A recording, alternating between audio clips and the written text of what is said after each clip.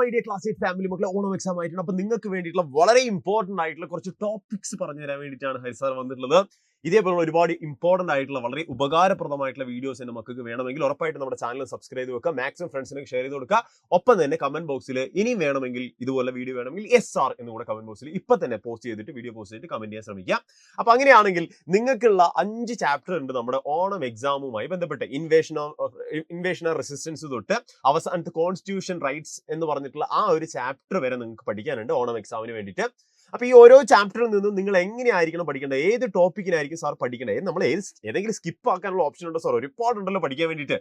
അങ്ങനെ സ്കിപ്പ് ആക്കാൻ വേണ്ടിയിട്ടുള്ള ടോപ്പിക്സ് അല്ലാതെ നിങ്ങൾ എന്ത് പഠിച്ചാൽ നല്ല മാർക്ക് കിട്ടും എന്ന് പറയുന്ന ഒരു വീഡിയോ ആയിരിക്കും ഇത്. അപ്പൊ നിങ്ങൾക്ക് വേണ്ടിയിട്ട് സാർ ഫസ്റ്റത്തെ ചാപ്റ്റർ ആയിട്ടുള്ള ഇൻവേഷൻ ആൻഡ് റെസിസ്റ്റൻസിലെ കുറച്ച് 5 ഇമ്പോർട്ടന്റ് ആയിട്ടുള്ള ടോപ്പിക്സ് നിങ്ങൾ ഒരു കാരണവശാലും മിസ്സാക്കരുതെന്ന് എനിക്ക് പേഴ്സണലി ഫീൽ ചെയ്തിട്ടുള്ള ടോപ്പിക്സ് ആണ്. ഒന്നാമത്തത് വാസ്കോഡ ഗാമിയും പോർച്ചുഗീസുകാരുടെ വരവും. അപ്പൊ നിങ്ങൾ പോർച്ചുഗീസുകാരെ മാത്രം നിങ്ങൾ അവിടെ കോൺസെൻട്രേറ്റ് ചെയ്യാൻ പാടില്ല. അതിനുശേഷം വന്നിട്ടുള്ള ഡച്ചുകാരെ പറ്റിയിട്ടും ഫ്രഞ്ചുകാരെ പറ്റിയിട്ടും അവസാനം വന്നിട്ടുള്ള ബ്രിട്ടീഷുകാരെ പറ്റിയിട്ടും ഉറപ്പായിട്ടും നിങ്ങൾ പഠിച്ചിരിക്കണം. ബ്രിട്ടീഷുകാരെ അതിൽ എടുത്തു പഠിച്ചോളൂ, അതിൽ 2 യുദ്ധങ്ങളൊക്കെ നിങ്ങൾ എടുത്തു പഠിച്ചോളൂ. പക്ഷെ എങ്കിൽ പോലും നിങ്ങൾ എന്ത് ചെയ്യണം, മിസ്സാക്കാൻ പാടില്ല. അപ്പൊ ഞാൻ പറയട്ടെ, ഒന്നാമത്തത് വാസ്കോഡ ഗാമിയും പോർച്ചുഗീസുകാരുടെ വരവും യൂറോപ്യൻസിന് കടന്നു വരും. ദെൻ കുഞ്ഞാലിമരക്കാർ എങ്ങനെയാണ് ഡിഫെൻഡ് ചെയ്തത്, പോർച്ചുഗീസുകാരെ എങ്ങനെയാണ് ഡിഫെൻഡ് ചെയ്ത് എന്നുള്ള ചിലപ്പോൾ നിങ്ങൾ ചോദിക്കും. കുഞ്ഞാലിമരക്കാർ ഇവിടെ ഉണ്ടായിരുന്ന സാമൂതിരിയോട് കൂടെ ചേർന്ന് എങ്ങനെയാണ് ഡിഫെൻഡ് ചെയ്തത് എന്നുള്ള കാര്യം നിങ്ങളോട് ചോദിക്കാനുള്ള ചാൻസസ് ഞാൻ കാണുന്നുണ്ട്.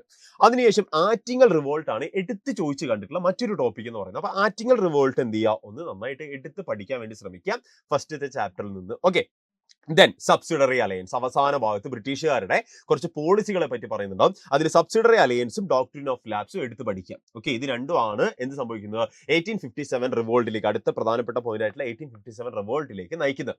അപ്പൊ ഇതിനിടയിൽ നിങ്ങൾ മിസ്സാക്കി കളയാൻ പോകുന്ന ഒരു സാധനം കൂടെ ഞാൻ എടുത്ത് പറഞ്ഞേക്കാം. നിങ്ങൾ കുറെ പേർക്ക് ചിലപ്പോൾ എന്ത് ചെയ്യുന്നുണ്ടാവും, സാർ അങ്ങനെയാണെങ്കിൽ ഈ സാധനം നമ്മൾ പഠിക്കേണ്ട കാര്യമില്ലല്ലോ എന്ന് കുറെ പേർക്ക് ഡൗട്ട് ചോദിച്ചുകൊണ്ട് ഞാൻ പറയുകയാണ്, നിങ്ങൾ പെർമനന്റ് സെറ്റിൽമെന്റ്, റൈറ്റ് വാരി സെറ്റിൽമെന്റ്, മഹൽവാരി സെറ്റിൽമെന്റ് ഇത് കൃത്യമായിട്ട് പഠിച്ചു വെക്കണം. പെർമനന്റ്, റൈറ്റ് വാരി, മഹൽവാരി. എന്താ പറയുന്നത്, ശാശ്വത ഭൂനികുതി വ്യവസ്ഥ, റൈറ്റ് വാരി സിസ്റ്റം, അതുപോലെ തന്നെ മഹൽവാരി സമ്പ്രദായം. ഈ പറഞ്ഞ കാര്യങ്ങളൊക്കെ ടാക്സ് പോളിസീസ് ആണ്, നികുതി സമ്പ്രദായങ്ങളാണ്. ഇതും കൂടെ ഒന്ന് വായിച്ചിട്ട് പോവാം. ഇതും ചിലപ്പം ചോദിക്കാൻ ചാൻസ് ഉള്ള ഒരു കാര്യമാണ്. ഓക്കെ ആണല്ലോ. ഇനി രണ്ടാമത്തെ ചാപ്റ്ററിലേക്ക് വന്നു കഴിഞ്ഞാൽ അവിടെ നമുക്ക് towards the emergence of national movement എന്ന് പറഞ്ഞിട്ടുള്ള ഒരു ചാപ്റ്റർ ആണ്. അത് ഇതിന്റെ ഒരു ബാക്കിയായിട്ട് നമ്മൾ കാണുന്ന കാര്യങ്ങളാണ്. ഇവിടെ നിങ്ങൾ അറിഞ്ഞിരിക്കേണ്ടത് factors that responsible for the emergence of Indian nationalism. Indian ദേശീയതയുടെ ആവിർഭാവത്തിലേക്ക് കാരണമായിട്ടുള്ള ഘടകങ്ങൾ ഏതൊക്കെയാണ് എന്നുള്ളതാണ് ചോദ്യം. അപ്പൊ നിങ്ങൾ നാഷണലിസം എന്താ കാണും, അതിനുശേഷം ഈ പറഞ്ഞിട്ടുള്ള ഒരുപാട് സാമൂഹ്യ പരിഷ്കർത്താക്കളെ കാണും, ഒക്കെ കാണും.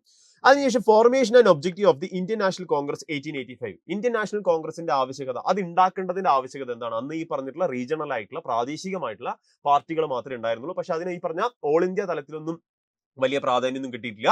ബട്ട് അങ്ങനെ ഒരു ഓൾ ഇന്ത്യ തലത്തിൽ പ്രാധാന്യം കിട്ടിയത് ഇന്ത്യൻ നാഷണൽ കോൺഗ്രസിനാണ്. അങ്ങനെ 1885 ഇന്ത്യൻ നാഷണൽ കോൺഗ്രസ് വന്നു. അവിടെ ആരാണ് ആദ്യത്തെ പ്രസിഡന്റ്, അങ്ങനത്തെ കുറച്ച് കാര്യങ്ങളൊക്കെ നിങ്ങൾ എന്ത് ചെയ്യുക, ഒന്ന് പഠിക്കാൻ വേണ്ടി ശ്രമിക്കുക. അതിനുശേഷം നിങ്ങൾ അറിഞ്ഞിരിക്കുക മോഡറേറ്റ്സ് ആൻഡ് എക്സ്ട്രീമിസ്റ്റുകളും മിതവാ എന്ന് പറഞ്ഞു നോക്കുന്നുണ്ട്. ഇത് ആരൊക്കെയാണ് മോഡറേറ്റ്സ്, ആരൊക്കെയാണ് എക്സ്ട്രീമിസ്റ്റുകൾ എന്നുള്ള കാര്യം കൂടെ മക്കൾ എന്ത് ചെയ്യാം, ഓർത്ത് വെക്കാൻ വേണ്ടി ശ്രമിക്കണം. ഓക്കെ, മോഡറേറ്റ്സ് എന്ന് പറഞ്ഞു കഴിഞ്ഞാൽ കുറച്ചുകൂടെ സാധുക്കൾ ഇൻ ദ സെൻസ് പീസ്, സമാധാനം ആഗ്രഹിക്കുന്ന ആളുകളും, എക്സ്ട്രീമിസ്റ്റുകൾ എന്ന് പറഞ്ഞാൽ കുറച്ചും കൂടെ എന്താ പറയാ, കുറച്ച് പീസ്ഫുൾ അല്ലാതെ കുറച്ച് ആംഡ് ആയിട്ടുള്ള റിബല്യന് വേണ്ടി തയ്യാറാകുന്ന ആളുകളൊക്കെയാണ് ഇവരെ പേരുകളും ഓർത്ത് വെക്കുക. ഫോർ എക്സാമ്പിൾ ഈ പറഞ്ഞിട്ടുള്ള ബങ്കിം ചന്ദ്ര ചാറ്റർജിനെ പോലുള്ള, അല്ലെങ്കിൽ ഈ പറഞ്ഞ നമ്മളെ ചോർച്ച സിദ്ധാന്തം, ഡ്രെയിൻ തിയറി ഉള്ള ദാദാഭായ് നവറോജിയൊക്കെ മോഡറേറ്റ്സുകളാണ്. എക്സ്ട്രീമിസ്റ്റിലേക്ക് വന്നു കഴിഞ്ഞാൽ ബാലഗംഗാധര തിലകനെ പോലുള്ള ഒക്കെ ആളുകൾ നിങ്ങൾ എന്ത് ചെയ്യും, ആളുകളൊക്കെ നിങ്ങൾ എക്സ്ട്രീമിസ്റ്റിന്റെ ഭാഗത്ത് കാണുന്നതായിരിക്കും.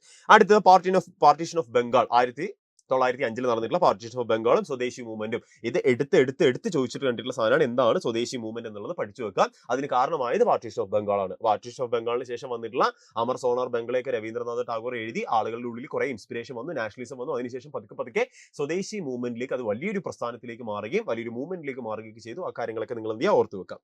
Then social reform movements and their contribution to nationalism. ഈ പറഞ്ഞ സോഷ്യൽ റിഫോം മൂവ്മെന്റ്സിൽ നിങ്ങൾ ഒരുപാട് ആളുകളെ പഠിക്കും. രാജാറാം മോഹൻ റോയിനെ പഠിക്കും, പണ്ഡിത രാമാവനെ പഠിക്കും, ജ്യോതിറാവ് ഫൂലെനെ പഠിക്കും. അങ്ങനെ കുറെ ആളുകളെ പറ്റി നിങ്ങൾ ആ ചാപ്റ്ററിൽ കാണുന്നുണ്ടാവും. എല്ലാം പഠിച്ചു വെക്കാൻ ശ്രമിക്കുക. ആളുകൾ എന്തൊക്കെയാണ് എഴുതി എന്നുള്ള കാര്യം കൂടെ ഓർത്ത് വെക്കാം.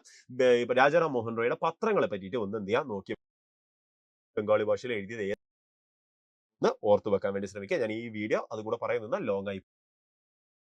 അടുത്തൊരു ചാപ്റ്റർ ആണ് മൂവിംഗ് എർത്ത് എന്ന് പറഞ്ഞ ചാപ്റ്റർ. അതിൽ നിങ്ങൾ ഈ പറഞ്ഞ rotation of earth and it's effects, ഭൂമിയുടെ ഭ്രമണവും ഇവർ റെവല്യൂഷനും പഠിക്കും റൊട്ടേഷനും പഠിക്കും, രണ്ടും പഠിക്കും കേട്ടോ. ഈ രണ്ട് സാധനങ്ങൾ നിങ്ങൾ എന്ത് ചെയ്യുക, ഓർത്ത് വെക്കുക. റെവല്യൂഷൻ ഓഫ് എർത്തും അതുപോലെ തന്നെ റൊട്ടേഷൻ ഓഫ് എർത്തും. നെക്സ്റ്റ് ഇക്വിനോക്സുകളും സോളിസ്റ്റിസുകളും. ഈ പറഞ്ഞ ഇക്വിനോക്സ് എന്ന് പറഞ്ഞാൽ ഈ നമ്മുടെ മലയാളത്തിൽ പറഞ്ഞ വിഷുവങ്ങൾ എന്ന് പറയും. അതായത് ഒരേപോലെ ഡേറ്റുകൾ വരുന്നതിന് നമ്മൾ ഇക്വിനോക്സ് എന്ന് വിളിക്കും. സോളിസ്റ്റിസ് എന്ന് പറഞ്ഞാൽ വിന്റർ സോൾസ്റ്റൈസ് ഉണ്ട്, സമ്മർ സോൾസ്റ്റൈസ് ഉണ്ട് അല്ലെ. ഈ പറഞ്ഞിട്ടുള്ള ഗ്രീഷ്മായനാന്തം ഉണ്ട്, അതുപോലെ തന്നെ ഈ പറഞ്ഞിട്ടുള്ള ശൈത്യായനാന്തം ഉണ്ട്. അപ്പൊ ഈ പറഞ്ഞിട്ടുള്ള കാര്യങ്ങളൊക്കെ നിങ്ങൾ എന്ത് ചെയ്യുക, ഒന്ന് ഓർത്ത് വെക്കാൻ ശ്രമിക്കുക. ഏത് ദിവസങ്ങളിലാണ് ആ കാര്യങ്ങളൊക്കെ ഒന്ന് ഓർത്ത് വെക്കാൻ ശ്രമിക്കുക. ഇനി എന്താണ് കോറിയോലിസിസ് എഫക്റ്റും അതുപോലെ തന്നെ ഫെറൽസ് ലോയും. കോറിയോലിസ് എഫക്ട് എന്ന് പറഞ്ഞിട്ടുണ്ടെങ്കിൽ സ്വാഭാവികമായിട്ട് നമുക്ക് ഈ പറഞ്ഞിട്ടുള്ള കാറ്റും കാര്യങ്ങളെ പറ്റിയിട്ടൊക്കെയാണ് പറയുന്നത്.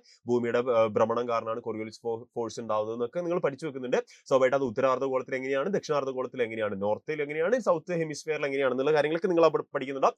ഫെറൽസ് ലോസ് ഉണ്ടെങ്കിൽ കാറ്റുമായി ബന്ധപ്പെട്ട കാര്യമാണ്. ഈ പറഞ്ഞ ഫെറൽസ് ലോയും കോറിയോലിസ് ലോയും ഏകദേശമൊക്കെ നിങ്ങൾ ഒരുമിച്ച് പഠിച്ചു കഴിഞ്ഞാൽ നിങ്ങൾക്ക് സാധനം എളുപ്പത്തിൽ മനസ്സിലാക്കാൻ പറ്റും കേട്ടോ.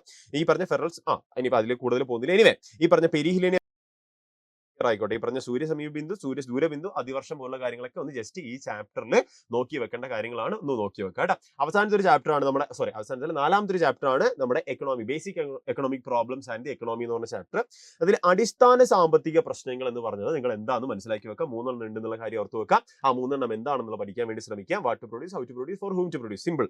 ഓക്കെ. ഇനി എന്താണ് പ്രൊഡക്ഷൻ, എന്താണ് ഉൽപാദനം എന്നുള്ള കാര്യം അറിഞ്ഞു വെക്കുക. എന്താണ് ഡിസ്ട്രിബ്യൂഷൻ എന്നുള്ള കാര്യം അറിഞ്ഞു വെക്കുക. കൺസംഷൻ എന്താണെന്നുള്ള കാര്യം അറിഞ്ഞു വെക്കുക. ഇതൊക്കെ എങ്ങനെയാണ് ഒരു എക്കണോമിനെ ബൂസ്റ്റ് ചെയ്യുന്നത്, ഒരു സമ്പത്ത് വ്യവസ്ഥ എങ്ങനെയാണ് അതിനെ ഏറ്റവും ടോപ്പ് മോസ്റ്റ് ലെവലിലേക്ക് എത്തിക്കുന്നത്. ഇത് 3 എണ്ണത്തിന്റെ ഒരു കമ്പൈൻഡ് ആയിട്ടുള്ള ഫോഴ്സ് ആണ് എക്കണോമിനെ സ്ട്രോങ് ആക്കി മാറ്റുന്നത് എന്നുള്ള കാര്യങ്ങളൊക്കെ നിങ്ങൾ ഓർത്ത് വെക്കാം.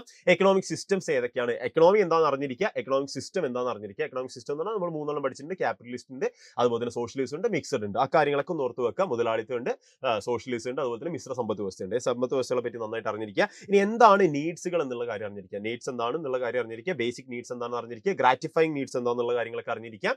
രണ്ട് നമ്മൾ വ്യത്യാസം അറിഞ്ഞിരിക്കുക. ബേസിക് നീഡ്സ് മീൻസ് നമ്മൾ ജീവിക്കാൻ വേണ്ട സാധനങ്ങൾ, ഗ്രാറ്റിഫൈങ് മീൻസ് നമ്മുടെ ലൈഫ് കുറച്ചുകൂടെ സിമ്പിൾ ആക്കാൻ വേണ്ടി സാധനങ്ങളാണ് ഗ്രാറ്റിഫൈങ് നീഡ്സ് എന്നൊക്കെ വിളിക്കുക.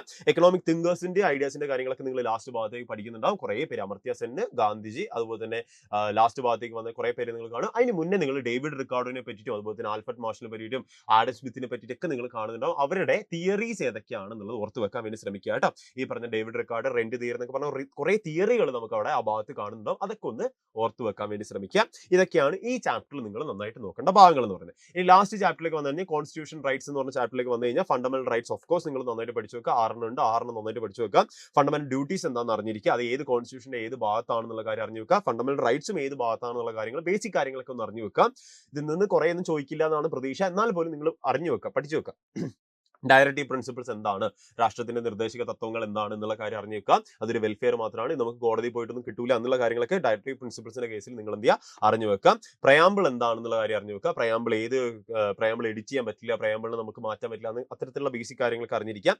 ഏതൊക്കെ പുതിയ കാര്യങ്ങളാണ് പ്രയാമ്പിളിലേക്ക് ആഡ് ചെയ്ത് വന്നിട്ടുള്ള എന്നുള്ള കാര്യം, ജസ്റ്റിസ്, ലിബർട്ടി, ഈക്വാലിറ്റി, ഫ്രട്ടേണിറ്റി പോലുള്ള ടേമുകളൊക്കെ പറ്റി ഒന്ന് അറിഞ്ഞിരിക്കുക. Features of importance of the constitution അഥവാ ഭരണഘടനയുടെ വളരെ ഇമ്പോർട്ടൻസ് എന്താണെന്നുള്ള ലാസ്റ്റ് ഭാഗങ്ങളിൽ ആ ചാപ്റ്ററിന് പറയുന്നുണ്ട്. അപ്പൊ ആ ഒരു കാര്യം കൂടെ മക്കൾ എന്ത് ചെയ്യുക, ഒന്ന് പഠിച്ചു വെക്കാൻ നോക്കുക. അപ്പൊ ഇതൊക്കെയാണ് എല്ലാ ചാപ്റ്ററിൽ നിന്ന് ഒരു 5 ടോപ്പിക്ക് മാത്രമേ ഹരിസാറോട് വെച്ചിട്ടുള്ളൂ. ബാക്കിയൊക്കെ നിങ്ങൾക്ക് പതുക്കെ സ്കിപ്പ് ചെയ്യാം.